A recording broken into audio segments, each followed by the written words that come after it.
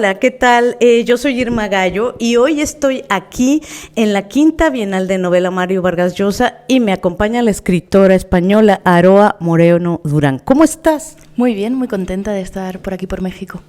Al contrario, nosotros felices de recibirte aquí. Bueno, estoy leyendo La Bajamar y estoy verdaderamente impresionada y me gustaría que nos hablaras brevemente de cómo es que creas estas voces femeninas, estos personajes que tienen tanta historia además. Bueno, son 3 voces de 3 mujeres de una misma familia, de 3 generaciones, aunque hay una generación más por encima y otra más por debajo, o sea, serían la abuela, la madre, ¿no? Y la nieta, que pienso que en un momento complicado en la vida de las 3, por diferentes causas se van a reencontrar, ¿no? En la casa familiar, en la casa útero, digamos, ¿no? Para hacerse preguntas que nunca se han hecho, ¿no? No porque no hayan estado juntas, sino porque, bueno, pues a veces por el desinterés de la juventud, a veces porque esconden respuestas que no queremos escuchar, sí. y bueno, a veces por dejadez, ¿no? Y por el paso de los años se quedan ahí enquistadas en las familias, ¿no? Entonces pensé que iba a contar esta novela con las 3 voces porque no quería que ninguna de ellas contase al otro personaje, claro, y volviese a producirse la incomunicación, ¿no? Y así creí pues a la abuela Ruth, ¿no? que recuerda la guerra y el exilio y su niñez sobre todo, ¿no? A Adriana, la madre, que bueno, es una mujer que crece, que nace en la dictadura y crece luego, se hace adulta durante los años más duros del terrorismo en el País Vasco, y finalmente a Dirane, que es una mujer que yo puse a mi altura, ¿no? De mi edad, un poco para entender a mi generación y lo que nos pasa ahora, que también pasan cosas, ¿no? Aunque no sean tan evidentes o tan fáciles de señalar. No, por supuesto, y además hay un tema ahí, pues como dices, tremendo, bueno, yo lo digo tremendo, tú lo dices, con la maternidad. Sí. El tema de Adirane, así se dice.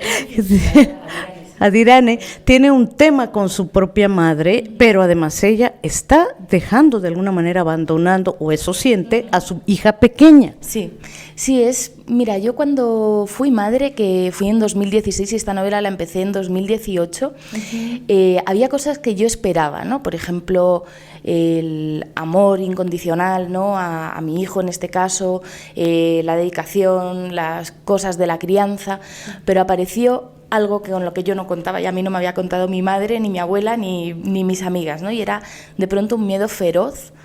Yo no era una persona miedosa, ni nadie, tenía miedo a que le pasara algo al niño, sí, pero casi tenía más miedo a que me pasara algo a mí y no pudiese cuidar al niño, ¿no?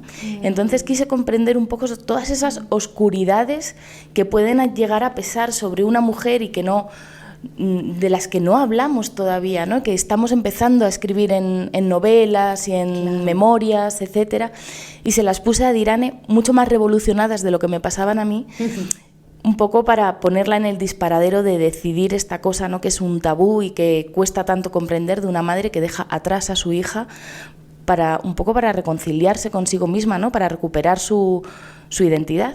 Porque en las novelas, ¿no? Tenemos muchos padres ausentes, pero muy pocas madres, porque no las queremos entender. Claro, y hay ahí también una ruptura tremenda con el niño ahogado, con Matías, ¿no? Sí, bueno, una tragedia, perdón. Esto es una historia real que sucedió, ¿no? Que a mí me contaron y que activó la mecha para que yo escribiera La Bajamar, que, bueno, pues una madre en la guerra civil, ¿no? En 1937 lleva a sus hijas a un buque de guerra, las manda al exilio para salvarlas de la guerra y no puede despegarse del pequeño de sus hijos, ¿no? Porque no quiere quedarse sin ninguno, porque es frágil. Y sobreviven a los bombardeos, sobreviven a la guerra, y cuando regresan, ¿no? A su aldea en el País Vasco, el niño se cae a una ría y se ahoga. Y como no sabían nadar, aunque fueran familia marinera, exacto, porque no se enseñaba antes a nadar, ¿no? Pues no le pueden salvar y tienen que esperar a que baje la marea de la ría para que emerja el cuerpo.